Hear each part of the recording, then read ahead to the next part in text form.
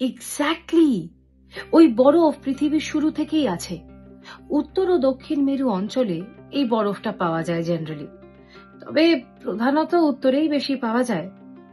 আর ওর মধ্যে আছে অসংখ্য আদি ব্যাকটেরিয়া, যারা আজও কোনো একটা রহস্য বলে বেঁচে আছে।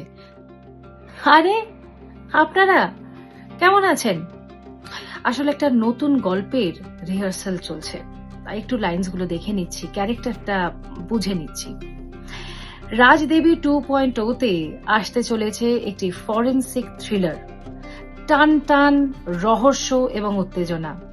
অঙ্কিতা ঘোষের কলমে কাটা ছেঁড়া। আর এই অধম আছে আরশিয়া চরিত্রে।